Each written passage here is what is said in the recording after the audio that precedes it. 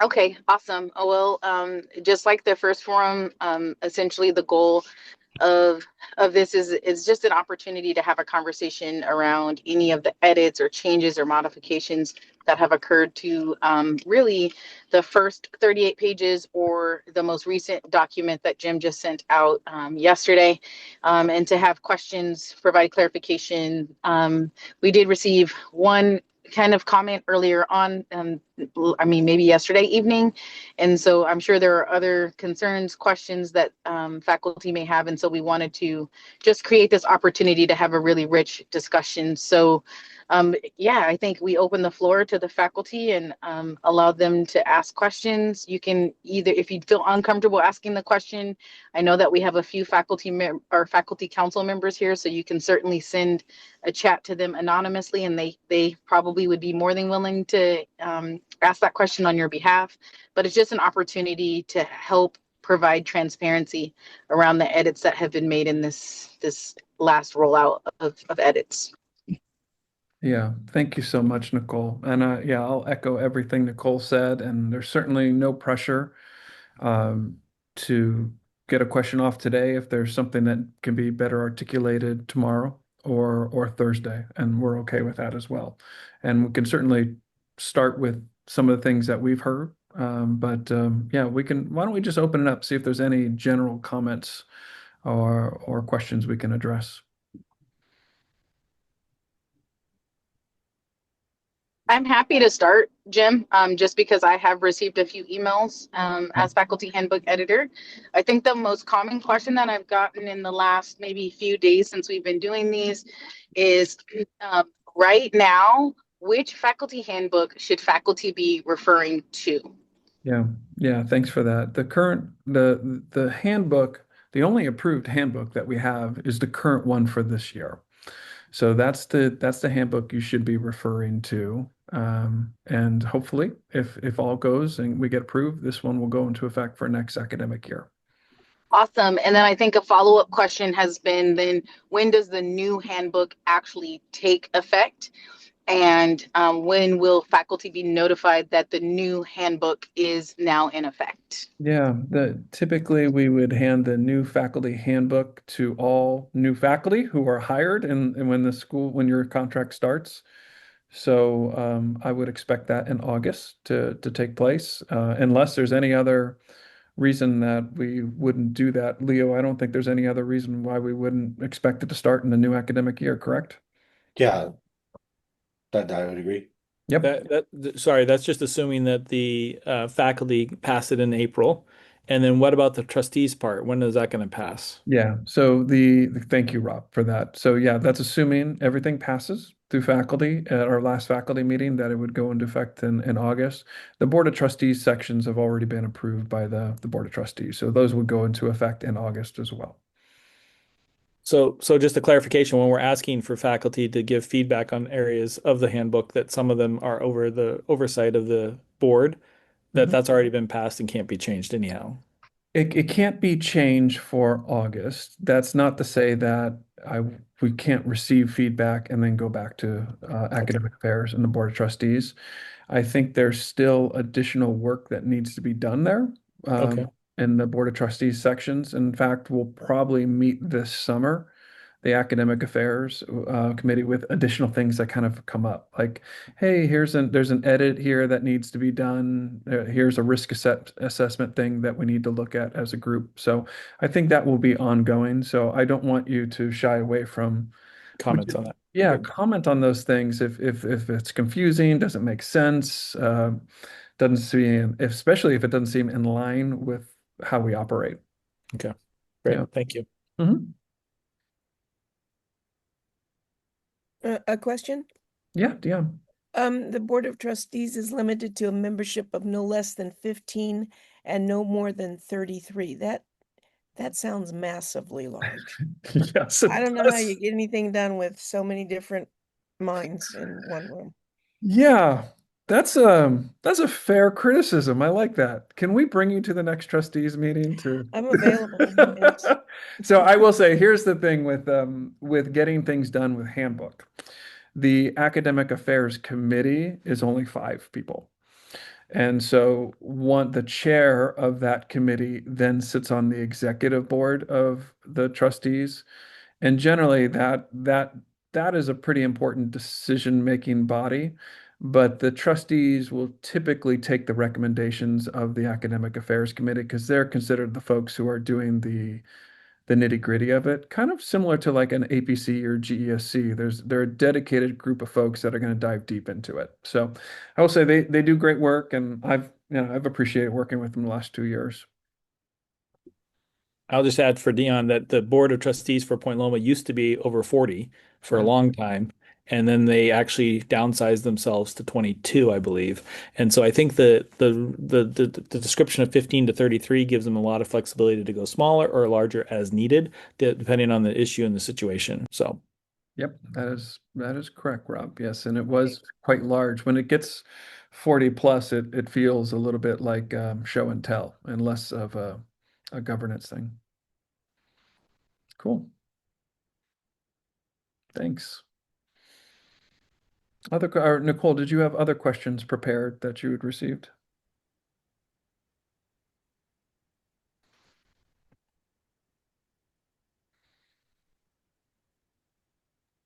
I'll Hi, take Jim. No, I don't. That was the only point for clarification that I received. I don't know if you have access to the email that was sent to us yesterday evening regarding professional practice track faculty. But if you do, maybe just for transparency, you could share what was asked and maybe even how that was clarified, so that we're sharing every single comment or question that we've received so far. Yes. Okay. Yeah. And I'm glad Maria's on the call too as well. So we'll make sure we cover the professional practice track accurately here. Professional practice looks very similar to a 10-year contract in terms of the amount of units overall. In a 2-semester contract, for example, a 10-year track is 24 units of teaching, 3 units of scholarship. There's 2 units of service to the university, and then 3 is 2 to department, 3 to is 5. Is that right? 5? It's fine. Yeah, 5 service. Yeah, I'm getting confused as I count. With the professional practice track, the scholarship is teaching units. So it ends up being 27 units of teaching. Granted, there's some flex there in terms of how one could use that if the person does scholarship. I think that's what the question was about that came through. Was there more nuance to that, Maria? No, that was really that was the fundamental part of the question. And it's because and I'm sorry I'm late. I was talking with somebody about something else. Is that there are parts of the handbook that still have not been touched. So if it's beyond a certain point in the handbook, kind of don't look at it.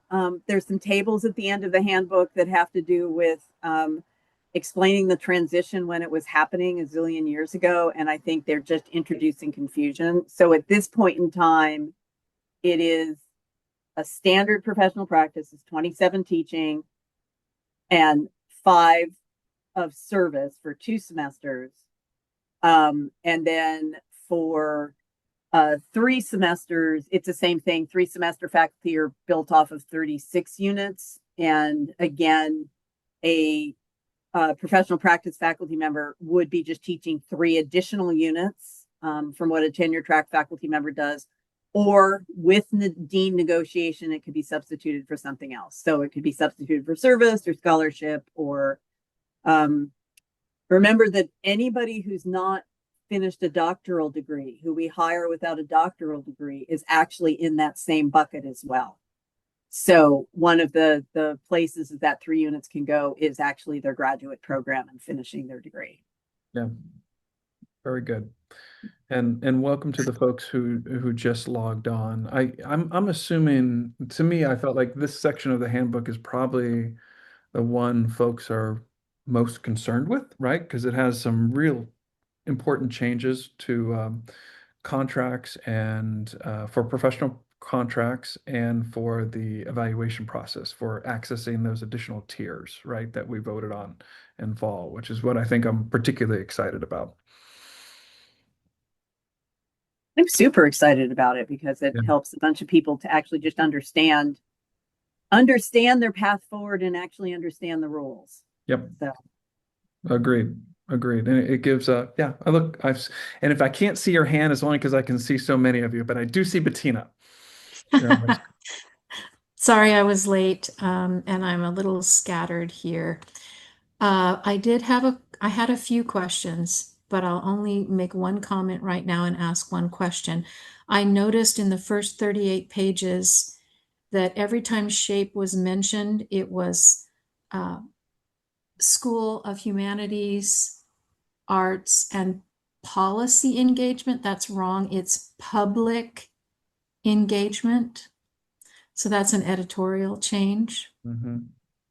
There was one instance of LJML, and it should be literature, journalism, not and modern languages, but literature, journalism, writing, and languages. Bettina, really quick, I don't mean to interrupt you, but can you just do us a favor when you get off of the Zoom? If you could just in an email to faculty handbook at Point Loma, and this goes for everyone who may be watching Just this put this later. there. Yeah, if you could, Okay. because like I want to like Yeah. really focus on this, but I Happy can't to. edit at the same time. So the Happy to. editorial things, I'm happy to adjust and change, and I do Happy to. apologize to Shape for that. But we will make that change all the way through the Happy to. faculty handbook. And my question was, in this change to the professional track for faculty who are going to basically be on teaching contracts as we used to understand them rather than teaching and research, if I'm understanding what I've read correctly. If a faculty member is moved from a full-time tenure track teaching and research contract to just the teaching contract, so they're not doing research anymore, those 3 units have been replaced with the additional 3 units of teaching. If that faculty member already had tenure on the previous system, I don't remember reading anything in those edits that addressed whether they kept their tenure or lost their tenure, or what happens to their tenure. And I was reading late last night, so it's possible I missed it, but that's my question. So let me take a shot at this. I think 2 things are getting confounded, Bettina, and we may need to clarify it. If somebody comes in tenure track, they're tenure track. Okay. And if they get tenured, they're tenured. They wouldn't get moved to professional practice. Okay. We have had some faculty members after they've been tenured choose to substitute teaching for research after they've been tenured, but they still stay as a tenured faculty member with this different arrangement. So professional So they're not on a different contract then. Their contract remains the same. Yeah. Okay. So professional practice are people who don't have terminal degrees and therefore couldn't be tenure track. Okay. And am I correct in understanding that there's no delineation of that, what you just described, included in those handbook changes? It's just 2 contracts, tenure track faculty and professional? Yeah. Okay. Is that something that we need to include in the handbook? That there are some tenure track faculty who are doing 27 units of teaching and some 24 units of teaching and 3 units of research? Or is that driving too deep in the minutia? I feel like I need to go back and look because it may be buried in one of those appendices we haven't touched yet. Okay. I feel like somewhere in appendix someplace it says after you get tenure, you can choose this other path. Okay. But the research piece of it applies until you're tenured, and then after tenure, you can make that choice. And I think I'd have to search. It's probably on page, 286 or something, wherever it's buried. Yeah. I think Well, that, I can appreciate your disorientation because that's how I feel too. yeah. Knowing that we've done that at least on 2 occasions that I'm aware of, that would be something that would be helpful if it's not there, to ensure that that's possible for folks. Yeah, and that they don't lose their tenure if they Right. make that decision. Yeah. I think that would be really important. Yeah. And so we're talking Articulate. about post-tenure track Yeah. going from 24 to 27. Yeah. Yeah, Noted. I know it was written down at one point in time. I'll try to make a note to see if I can remember where it was. Mhm. Okay, thank you. Can I just add on to that? Um, I think we do want to delineate the tracks because otherwise we could have faculty who sort of opt out of the post-tenure review process by just sort of saying like I just teach more now. Do you see where I'm going with this? Like we want to make sure that Yeah. they're still going through the review process. They're either sticking with their tenure, and I guess it's not the tenure track anymore, or moving over to the professional practice contract. That's how I understood it. Yeah. Well, it's not, yeah, we'll have to, go ahead. You're going to go, Maria? So what I was going to say is Lindsay, the cases that I know of, I don't think they've opted. I don't think they've been able to get out of having to go through the process every 4 years. It's just that the weighting has to be different because they're not. So I think there's something to clarify, but I don't think you want to say to somebody once you're tenured, if you choose to no longer do research but to do teaching or service instead, poof, your tenure is gone, right? Yeah, I guess I didn't understand it to be tenure was gone. I understood it to be tenure remains, but you move to the professional practice track. But maybe I misunderstood that. And actually, maybe we've answered our own question because now that we have those pieces in there where there is a review process for professional practice, they're all going through review. So it could be a moot point. Yeah. What tenure gets you is once every 4. Professional practice are stuck with once every 3. Okay. And So if they're tenured, they're still going to go through post tenure regardless. It just, like Maria said, it'll be weighted differently. Okay, that makes sense. Yeah. Yeah. I think clarity would help there. Yeah, I think so because like as dean, I only had one person elect to do that. You know, they were a tenured faculty member. Scholarship was not a forte. They asked if they made a proposal to move to 27 teaching, and that was okay. And so, and it just functioned really well for them. But they had already gone through the entire tenure process.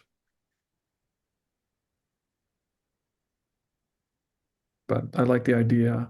It in the name of like sort of equity there too. So if it's not there, so that folks know it's available, if that's a possibility for somebody, not, you know. I suspect you would have deans saying they want the right to approve whether or not somebody can do that. Yeah, and I think that was the spirit of that the Yeah. similar to a professional track that you would negotiate that with the dean. So I'm looking at, if it seems like I'm occupied, I'm actually trying to look up what we're discussing. And it's probably because I have so many different versions right now. I'm on page 23 of the faculty handbook. It's going to be section 3, which are faculty member appointments. And then where is it at? Where was I looking? As we scroll down, it's the section that's, I think it's 6 or V.I, which is change from full-time to adjunct or part-time non-tenure track appointments. So I think we have some language there that we can maybe work with and edit to maybe make a little bit more clear in terms of expectations. And so yes, I guess what I'm saying verbally is that we'll look at that and maybe come up with some maybe language, Maria, maybe you and I could kind of tag team that a little bit. Bettina, we hear you. And I think there's a way that we could probably put some language in there to clarify that. Thanks, Okay. Nicole. So I am truly disoriented because I thought I had my copy of the handbook page up here and I can't find it. So I trust you. I totally understand. Other questions? Heather, I was scrolling and I see Heather. Yes. All right, awesome. Just a couple questions about just how it functions between handbook changes, handbook clarification, and then the evaluators, I guess on rank and tenure, and I guess AULs. Like, is there going to be a time of transition where all that material is updated? So that's my first question. Second question is if there's something provided in the handbook if someone does opt to go from tenure track to professional track. And thirdly, just kind of clarification on what y'all were just talking about with someone who has tenure, but then after being awarded tenure, um, if they do opt for higher teaching load or greater service instead of scholarship, it seems like that should be like changed on all the SOL forms and things like that. Like that should be regularized, so it's not just up to like whoever was in the meeting just now, you know? Um, and so I'm just curious about how those things get updated and if that second thing is actually an option. Thanks. Yeah. Does someone want to start? You want me to start? I will say the team that worked on professional practice did sketch out what all of the documents should look like, but we're waiting for the handbook stuff and all the rest of it to get resolved. Yeah. So Yeah. specifics about rubrics and all the rest of that have actually been sketched out. I mean, the short answer is all the rubrics are the same, except that there's not a scholarship isn't used and teaching is weighed more heavily. And we actually worked on sketching out a SOL form even, and then the form changed. Well, I'm just going to jump in on that because it's FDC's role to make those forms, right? Bettina, that's exactly what I was Right. going to say, because we need to re-empower our faculty development committee. I think what Maria is saying is that they had a small working group who kind of wanted to like at least put the skeleton in place, and then once this is approved, we would send that to both faculty development committee and I would even argue rank and tenure, to kind of have conversations around what this would look like. And then faculty development committee would ultimately, as you know, you've been chair of that awesome committee, they're going to bring it to the faculty, right, as an informational item to get faculty feedback, etc. But part of, I won't say the problem, part of this process is first we have to have an approval of the process, right? An approval of the handbook. And then the next step would be, okay, if I don't even know if it's going to be approved, but if it gets approved in April, then hopefully we could have FDC work on that first thing when they get back to committee work, probably in August would be my guess, Jim, but I might be wrong. And then Heather, the other question that you asked about transitioning from post tenure to professional track, I will give that to Jim because I think he's the right person to answer that particular question. Yeah, and so I heard two different things, Heather. So please correct me on this one. So the third question you asked was if you opt for the additional teaching after you receive tenure, that hopefully that post tenure form will be updated so that it accurately reflects that, so you don't fill out the scholarship part, right? So yeah, okay. So yeah, so that would need to be done. The question before that was if someone opted for a professional contract who was on the tenure track, and kind of like, what does that look like? And my suggestion would be that would be something you'd want to consult with your dean on because you got hired on a tenure track, and I'd want to make sure that faculty member understands what they're asking for. And and just probably an alignment of what the goals of the faculty member are with the dean, and I can't, and probably in most circumstances, I can't imagine that being an issue. But yeah, that to me, that would be the most logical way to fix, or not fix, but change a contract that someone's on. That help? Is that good? All right, cool. Colleen If I Cook. could just weigh in. Oh, Oh, go ahead. sorry. Is there someone else? No, Uh, is there someone? yeah, I think Colleen raised her hand, and then we'll come back to Bettina if that's okay.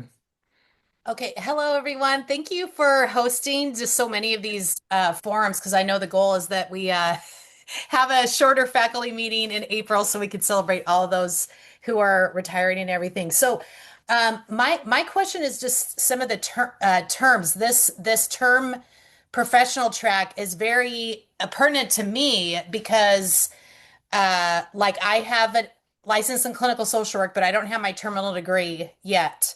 So yeah, professional track counts. Like that's how I would see myself.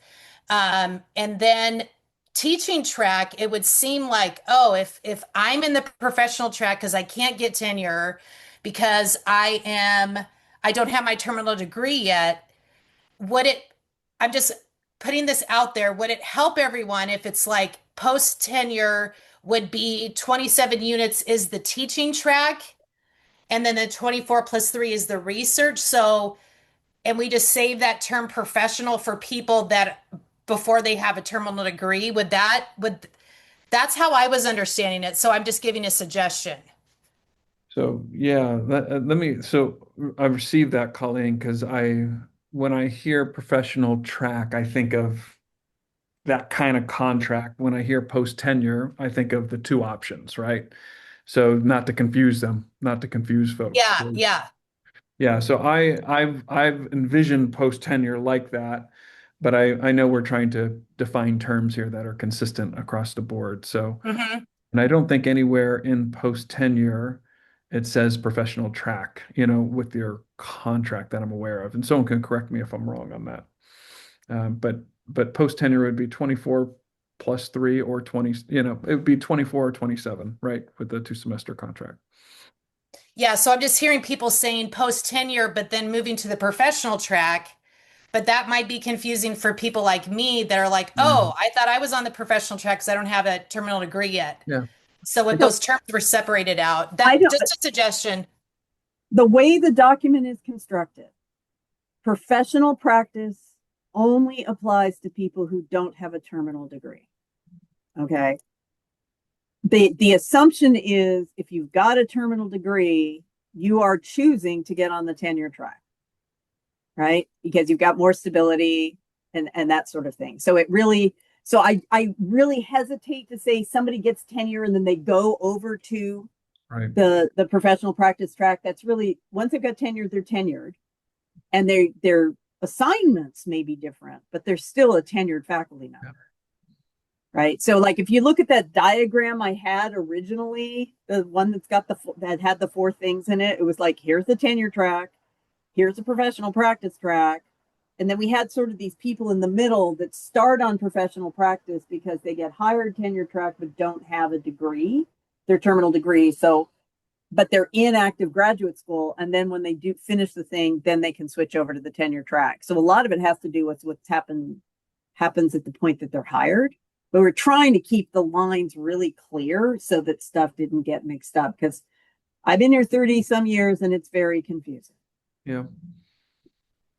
It's a good point, though, to make sure our language is consistent, though, in any post tenure spot, though. So that's good, Maria.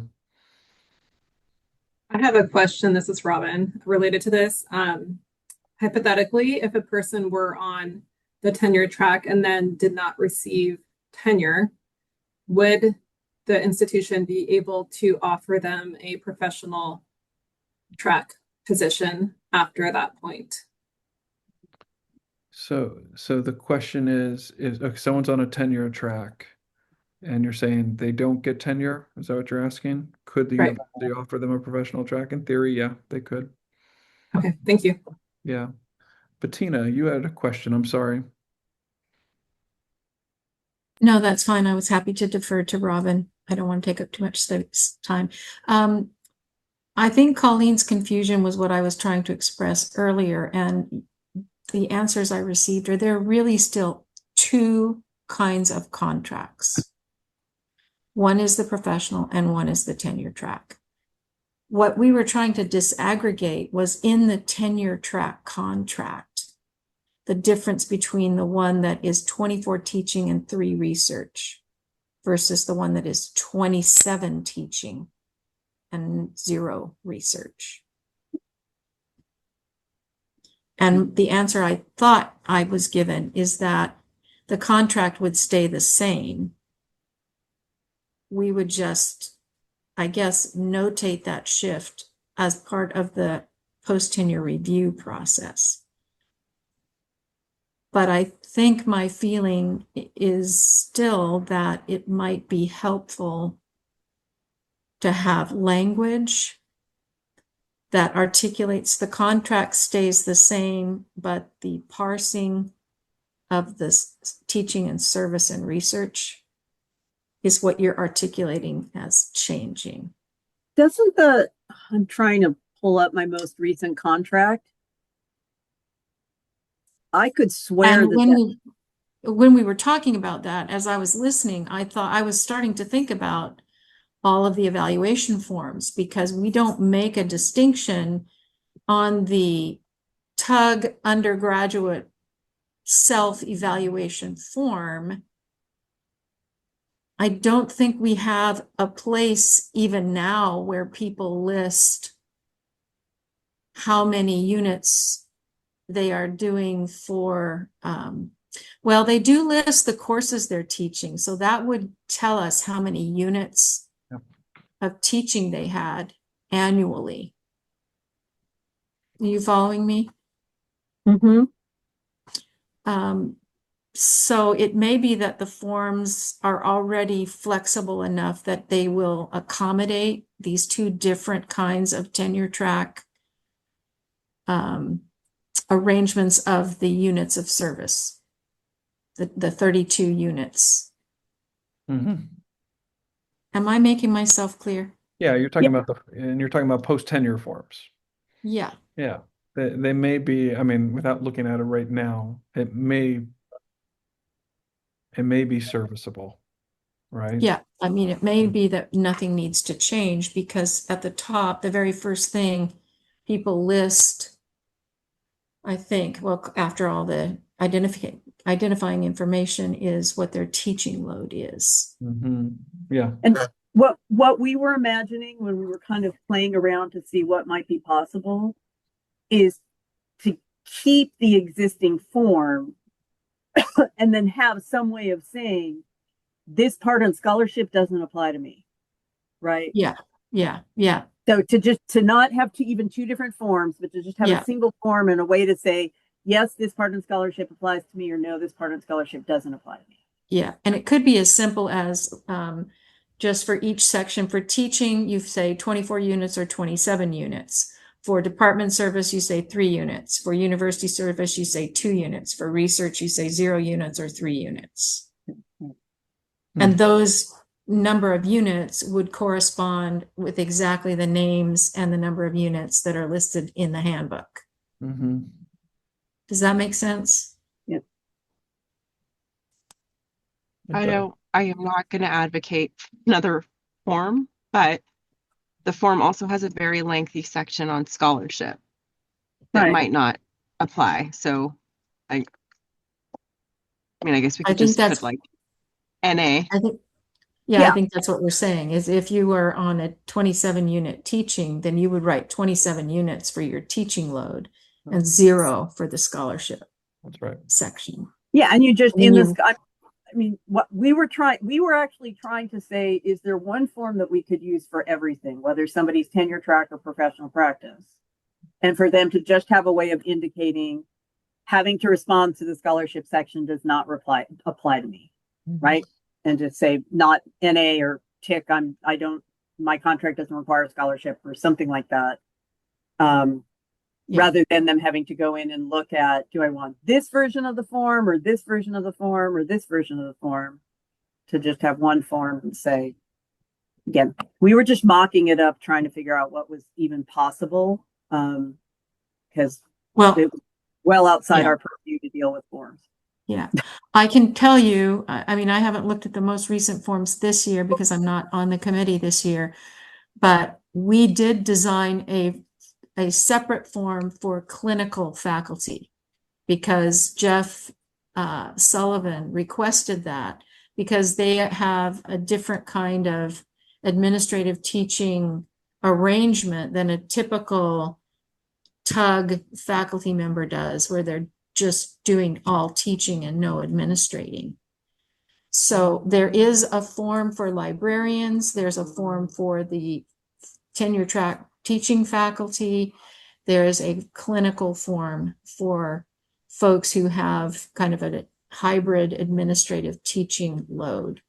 So it might be useful to look at the new forms and see how well they line up with the changes that you're making in this section having to do with contracts. The professional, I'm sorry, not professional, the clinical form is still for tenure track people. Mm-hmm. And we could still indicate, if it applies, that 32 units for a full-time faculty member, even if they're a clinical faculty member, and how that gets parsed on the forms. It could be really simple to just add a line so that you record the number of units you're doing in each one of those areas that you're expected to fulfill your contract. I hope I'm explaining that clearly.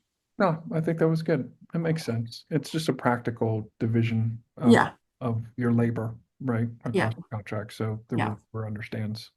So it makes sense. I like that. I just want to ask or add that I think the distinction that Maria was talking about with regards to terminal degree or not, it can get a bit confusing, right? Because you have faculty who come in without a terminal degree who are on a tenure track, assuming they'll get their terminal degree. I was on that case and I got my terminal degree in the first 5 years I was at Point Loma. But then some don't get to finish the terminal degree while they're here at Point Loma. And then they might be able to switch over. I remember that was the discussion back when we started this professional track. But then as we were talking, I think Heather kind of brought it up about someone who has their terminal degree even before they start at Point Loma and they're on the tenure track. And if they don't make tenure, do they get to have the ability to change over? Like, so the understanding of what is a terminal degree determines whether you're on this track or this track gets a little confusing in terms of how we're going to treat someone long term as part of our community. Yeah, there's some interesting conversations with all of this and nuances. We've hired a lot of folks from various fields with terminal degrees and without terminal degrees, which means experience in scholarship varies and interest in scholarship varies as well. And these are folks that come to us with like incredible backgrounds, very good teachers. And maybe a year or two in go, you know what? I'm just not interested in doing research or, and is there an option for me? And I would say like there is in theory. I mean, it's a conversation to be had because I want them to know what they're asking about. But I mean, we've had a few of those conversations and it's been helpful. Well, I have 3 or 4 colleagues in the business school who are coming in with a lot of professional experience and are all on the track, but I don't know if all of them will finish their terminal degree, right? Like they're all hoping and working, but it's a really heavy lift for them. And so my question is that, and then I know people have come in with a terminal degree and are on a track and then don't make tenure. So is the other aspect as well.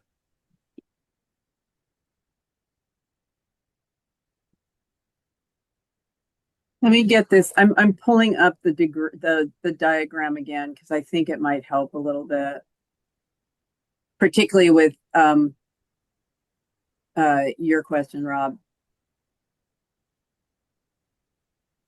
My computer's being a little slow. Okay.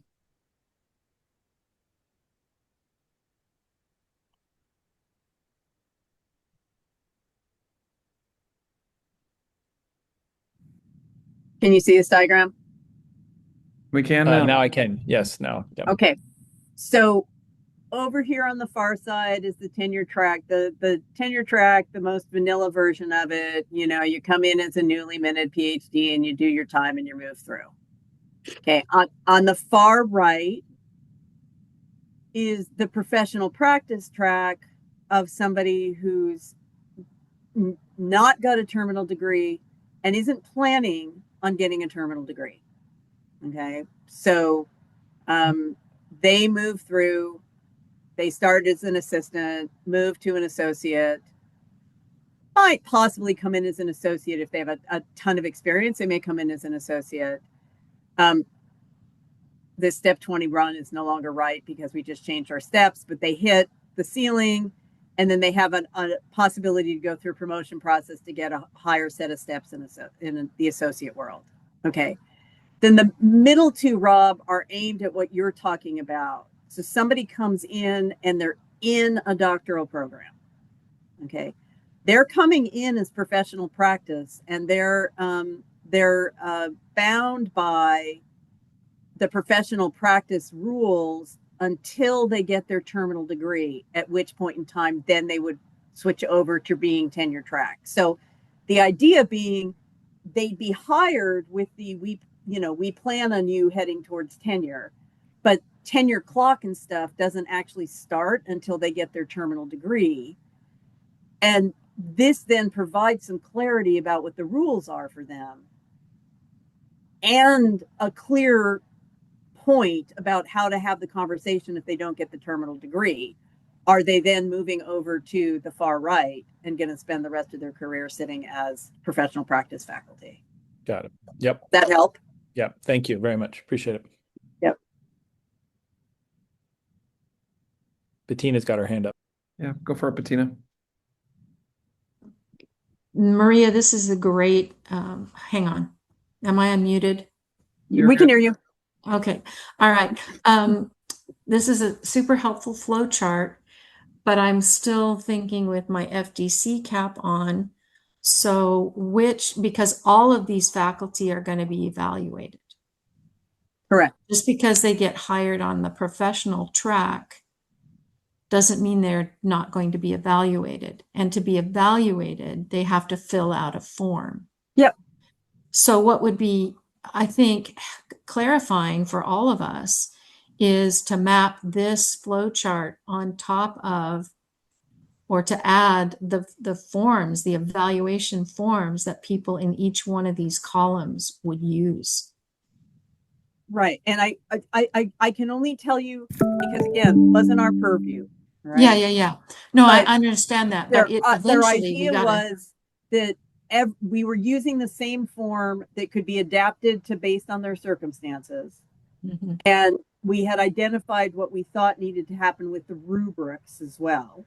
Okay. Mm-hmm. As an idea for what needed to happen with the rubrics. Mm-hmm. And in the text that you already have is description of the evaluation cycle.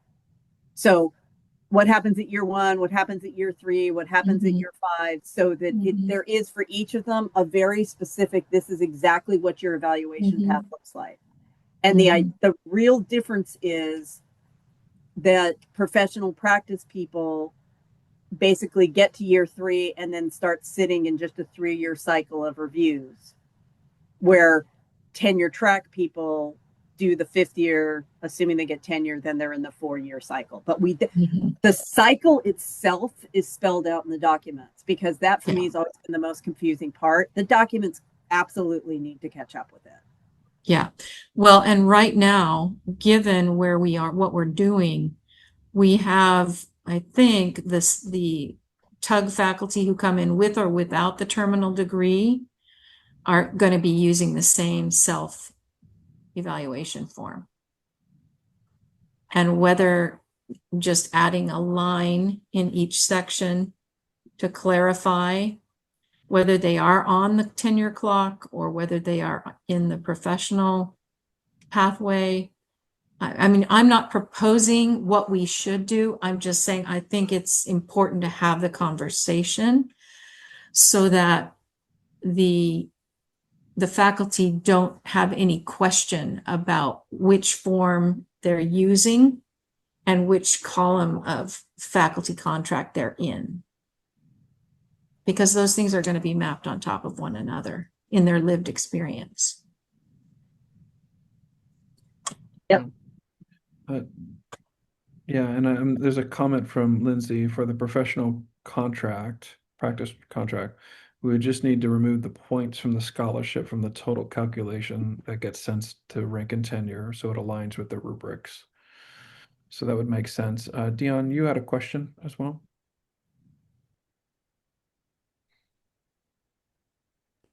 I do. It's kind of paralleling this discussion. How does the university afford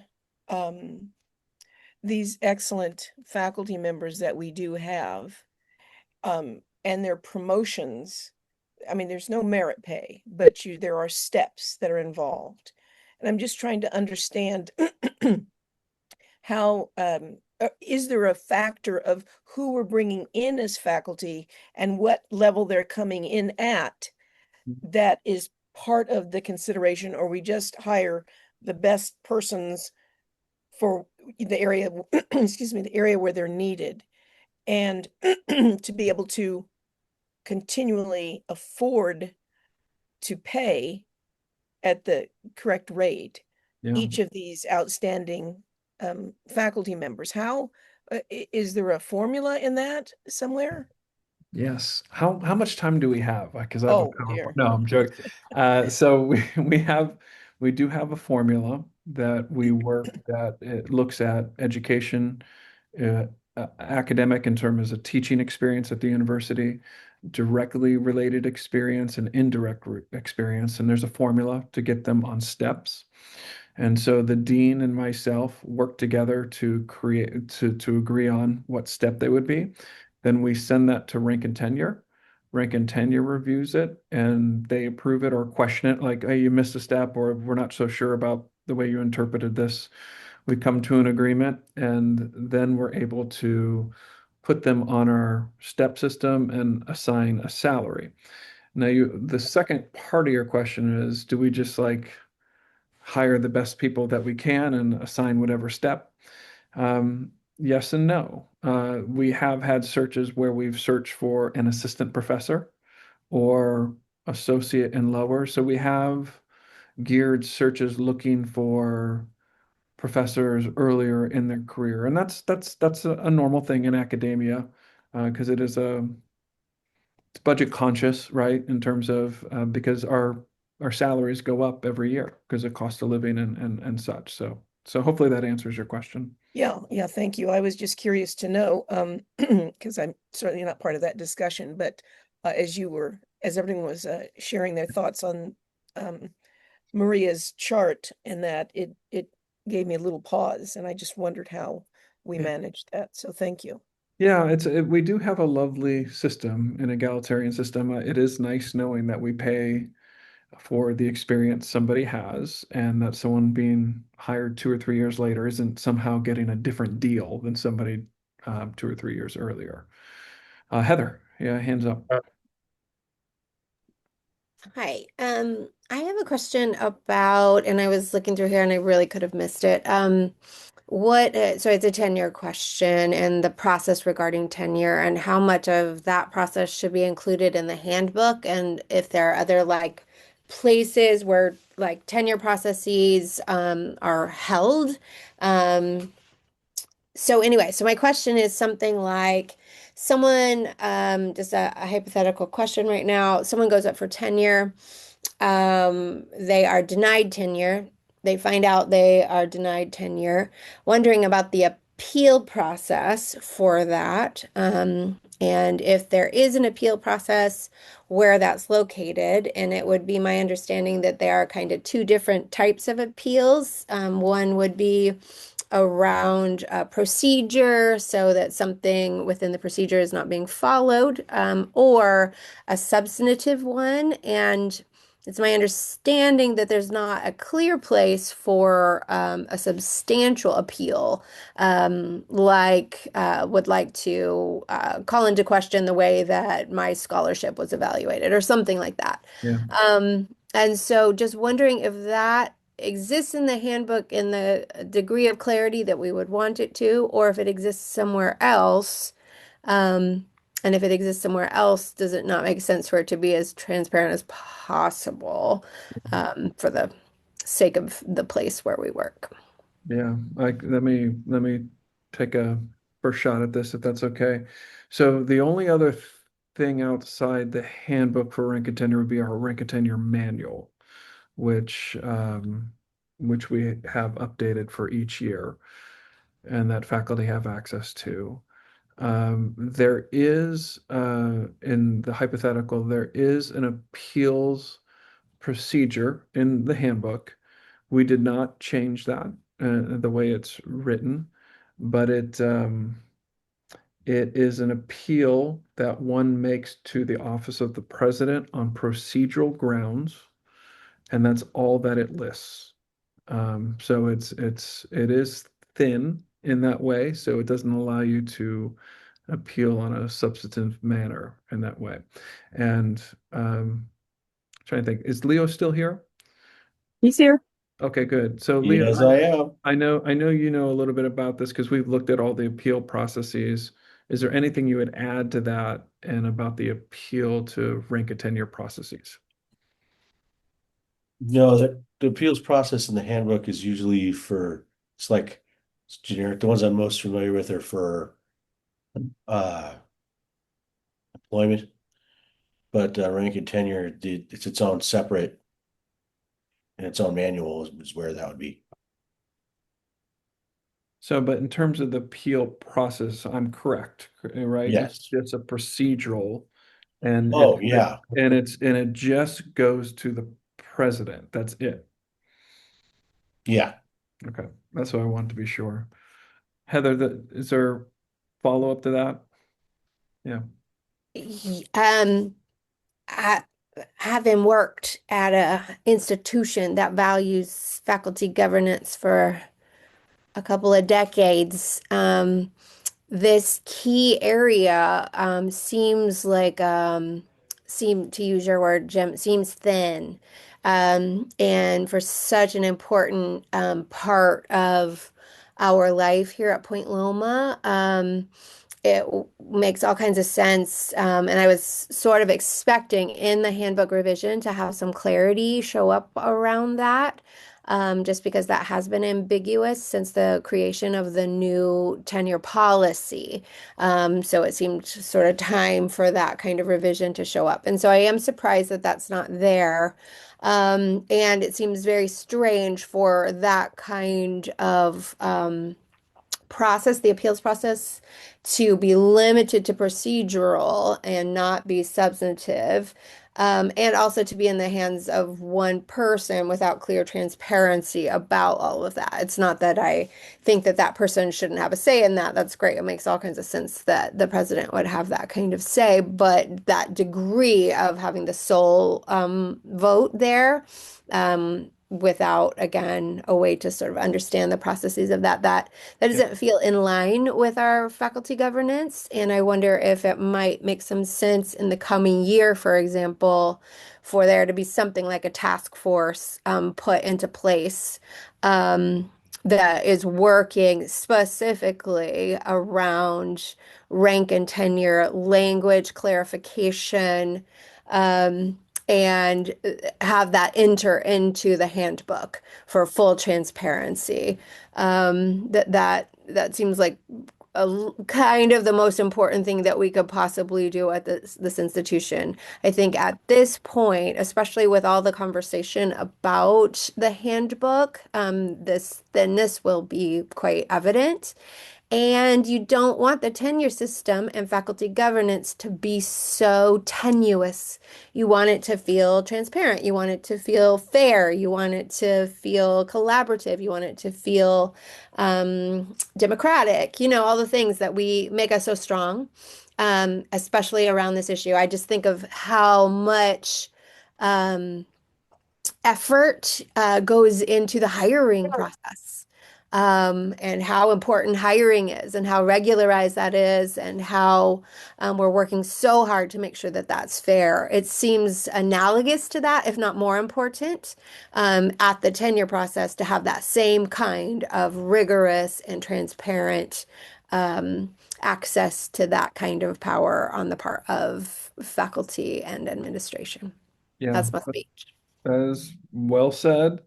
I think what we could do as kind of like a first go at this is I can have Nick ask our EAB folks to do some research on typical appeals processes for rank and tenure, just so like we get a sense of like what other institutions like this, what they're doing.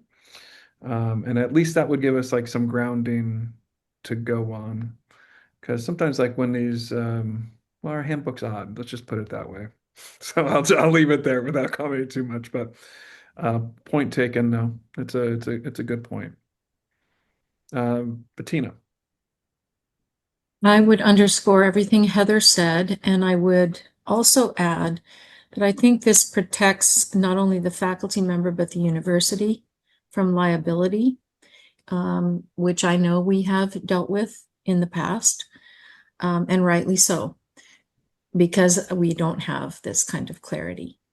The other thing Nicole and I have been talking about in the chat is whether or not there should be a link at the very least in the handbook to the rank and tenure handbook.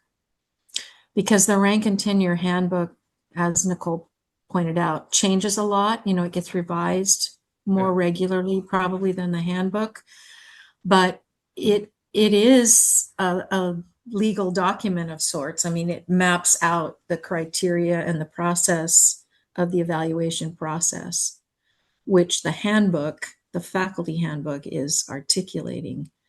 So it seems to me that both documents should be talking to one another, should be easily linked, if that makes sense. And I don't know that an actual appendix is the best way to go, but certainly a link to the rank and tenure handbook seems appropriate to put in the faculty handbook. I absolutely agree with you, and I will that recommendation I will take back to FGC and the Faculty Handbook Committee. I think we can actually link to the rank and tenure process kind of throughout the I think it was the first few pages that we just sent out. I think there's a way that we can, hey, refer to the rank and tenure manual here and here. And the link makes it easier than making it like a full appendices, just because that module changes or that handbook might change, that particular handbook might change. So I found that linking to things makes it easier because I can unlink and relink the new one. But that seems more than reasonable. And you're right, both Heather and Bettina, that this is such an important process, right? And so, yes, absolutely. I have it in my notes to take back to FGC and Faculty Handbook Committee. And you should see that change relatively quickly and easily, more editorial than not. And I would also say we tried to adopt that with the evaluation forms of linking to the specific, we couldn't link to specific sections in the handbook, but we could link to the handbook and then include directions about which specific section to go to as a way of helping people know where do I find what I need, and that all of the things that you just said, Nicole. I'm curious, since we have Leo on this call, does the rank and tenure manual, which I'm not as familiar with, I've not served on that committee, and I haven't referenced it for a while. So I'm just curious as to if that's a legal document as we're describing, and does it actually have, as Heather was asking, is it more robust in terms of the appeal process, or is literally the appeal is only listed in the handbook and it's only to the president for procedural reasons? Yeah, so the manual, we were talking, I pulled it up. The appeals process is in the handbook, and it is only on procedure. This makes sense in the sense that that's if you're going to superimpose like appeals in at a legal setting in the courtroom, you don't get to appeal because you didn't like the outcome. You get to appeal because the process was not correct. So you appeal procedural appeals, you not to preserve an objection or anything, but you have to have a basis for the appeal, and it's usually procedural. That's the way we are now. But I totally agree that, revisiting appeals processes should be clear and not, it shouldn't be a mystery as to how someone's supposed to appeal. And just the fact that I'll go so far as to say that we've discussed the constant, like the idea of changing appeals, but frankly, with as many changes as we put in there right now, we need faculty to be on board with that idea too. if we were to go and start changing appeals processes along with all the other changes, it starts to be so much that we'd be better off to wait for a faculty handbook review 2.0 to tackle appeals level type things. And part of it is this discussion right here. What do we want that to look like? A lot of what we were doing here with this was making things for terms of WASC, so we don't to remove internal conflict, because that's going to get flagged in WASC. But in terms of what the institution wants to do for its appeal processes right now, while they're not perfect, they're not internally inconsistent. That there's not one section that conflicts with another. And so So just to be clear, there's nothing on the rank and tenure manual that, again, I'm not looking at or haven't pulled up anything about appeal. It literally doesn't mention it, and it's only mentioned in the handbook. yeah, I'm only seeing I've been reviewing it since we're talking, and I don't see anything in there about appeals. Okay, thank you. Yeah, and I just want you all to know that there's a number of risk-oriented things still in the handbook that we're going to have to continue to go through and clean up and discuss and nuance our way through. So, and this is added to the list of quite a few things we still need to review. Heather, hand. Thank you. Wondering, the appeal process is mentioned in the handbook, on procedural grounds. How might a tenure candidate who has been denied tenure have access to the procedure, since the procedure is under lock and key, is pretty confidential? So how might any given tenure denied faculty member come to have an understanding of the procedure in order to appeal, since there is a whole lot of secrecy, for good or ill, around that process? Yeah, that's a great question. Yeah, so conversations, deliberations like within rank and tenure are confidential, so obviously they can't disclose those things. But if someone were in theory to appeal it, I mean, you got to think of the procedure as like the whole rank and tenure process, right? So everything from the sols and peer reviews to the feedback one gets from assistant to associate the full, right? That's all part of the process, or that one could appeal that ultimately leads to X. That could also involve supervisors, like who are part of that, who give feedback along the way. Yeah, and along with any sort of interesting things that go into, I'm trying to think like all the things that go into a sol form and the data, if there's any sort of issues there and how they're supplied and how they're responded to, or lack of response, etc. Any other details on process is just everything else that's listed in the handbook, right? In terms of like the process. So that's a super vague answer to a hard question. So I hope that helps a bit. But you're right. I mean, there's also like there's a part that's like not disclosed. Yeah. Yeah, just to cut in there, the process is provided in the handbook and in the manual, and that's not vague, it's not hidden, there's nothing being obfuscated there.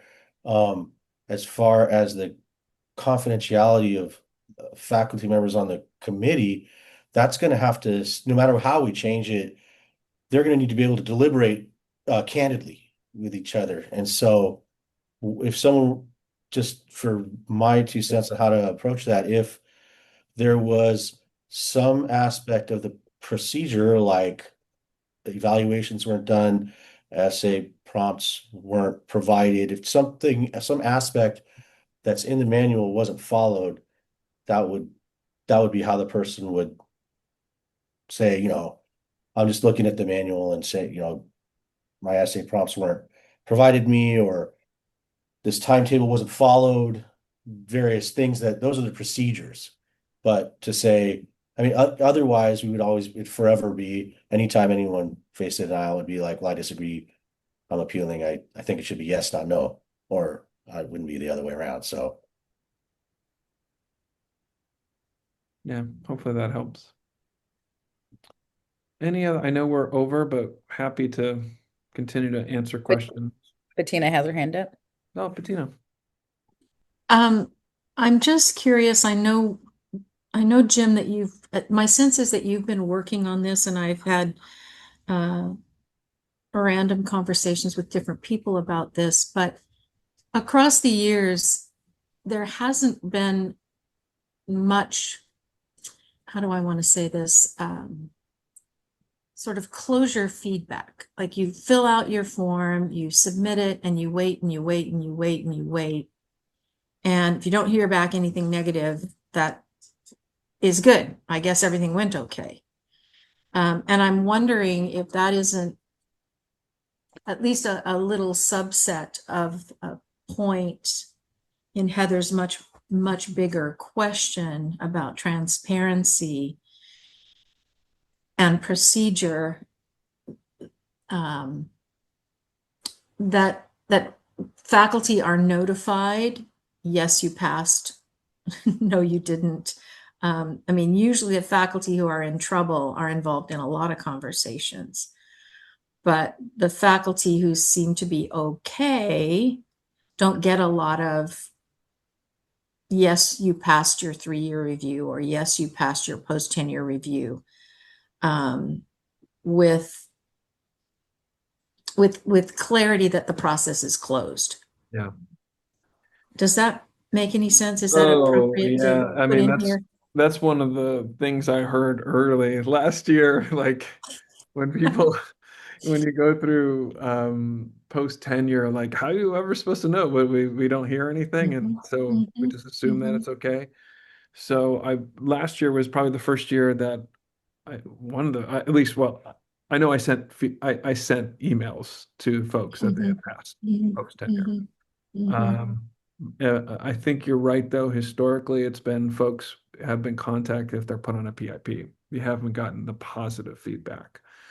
So yeah, so that is, and that's one of the reasons I sent that email just as the board of trustees was finishing, so everyone can expect, the types of communication, what was coming from me or my office, where post tenure still hasn't been set out, but it's going to be communicated via your deans. It's just a matter of getting that information to them so that they can provide that feedback for folks.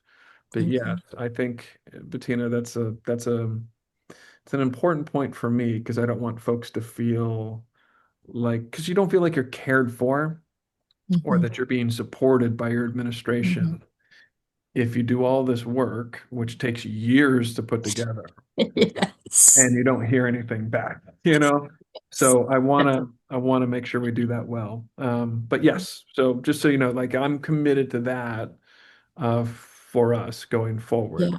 So And I think that could also potentially, I mean, a scenario could devolve that, well, you never said anything at these earlier points in time. You just didn't say anything. And now you're saying something really big. And where were the touch points earlier? Why wasn't that communicated to me earlier? So that's kind of like what I was kind of alluding to, for like thinking about process and it being long. Yeah. And not just this short interim period, but you have this large career that you're talking about. Yes, you articulated something very specific. I was talking about general. So good. Okay. We're on the same page. Jim, can I just ask a quick question, Jim? If someone is going through the appeal, not the tenure process, and I know the final step is the board of trustees approve, right? Is it, if someone's name is not being presented to the board of trustees for that, are they told, or does everyone get waited until everyone's decided? Yeah, everyone is notified after the board of trustees. No one is notified before. So even though there's a step in which they might not be going before the board of trustees, their names might not be going, they wouldn't know. Correct. Okay. And Leo, just to kind of your point earlier, there have been times where where faculty have gone, and this was over 12 years ago. A colleague of mine went to tenure, got rejected in part because the rank and tenure committee had changed the criteria for scholarship, Hmm. and that person had met the criteria in which they were applying for, but the committee had said, "Well, we're switching." It was around the time in which the trustees were getting a little more pressure on what's happening with the tenure and stuff like that, and it was something internally that you wouldn't have access to, but had followed the procedure, had done it according to the criteria, but then somehow within the committee there was a change of decision, and then eventually got changed, and those people got tenure. But it was definitely an uproar within the faculty for something that was really hard for the person who got denied to know where in the world was the process and the procedure mistaken. And I think the procedure was mistaken in that we find out that the criteria that they submitted for had changed within the committee for the next year, and they were being judged by that, thing. And yet it was only because there was people within the committee that was able to share that allowed us to figure out that that was where the procedure had broken down. So I think there's a little bit of an issue there that the procedure is not just, oh, did a form get missed or was it delayed, but was there something where the actual committee has shifted something and we didn't know, or this faculty member who was applying did not know that that thing had shifted, and now they're being denied and they didn't know what was the purpose but behind the denial. So Rob, question on that because it's before my time. When that person did that person follow the appeals process to the president? Hmm, that's a good question. It was actually two members. Basically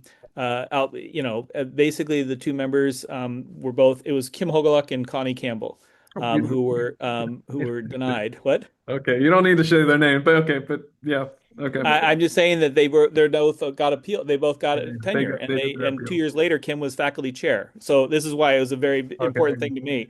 Is that I'm like, this person clearly had to fit, and the scholarship issue was the challenge that became something that she had actually met all the criteria within the business school and with Okay. what she had understood. So to me, I don't know the appeal process because I had just gotten tenure that year or the year before, and I wasn't allowed or wasn't feeling like I could be a part of the folks that were kind of pushing against it. I know it was a faculty kind of uproar.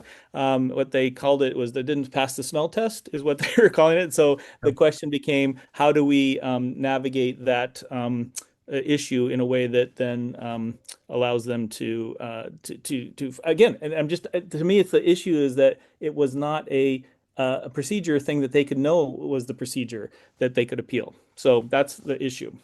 Great. That's helpful. Thank you for that.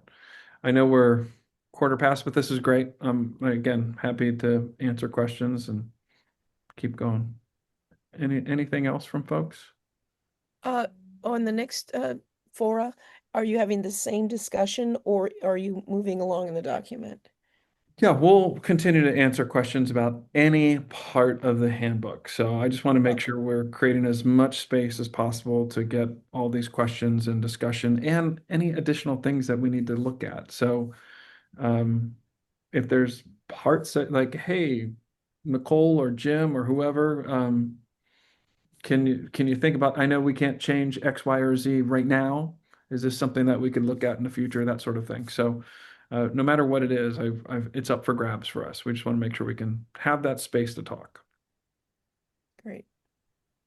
Cool. And Jim, you may have already answered this, but do we still have our academic strategy meeting tomorrow or not because it overlaps with the forum? The academic Intentional. strategy, it's intentionally at the same time, so we capture that audience. But I mean, so we aren't showing up in person to that room. We just are getting Yeah, on everything's Zoom, Got so it. we can record it. Great. Perfect. Yep. Thank you.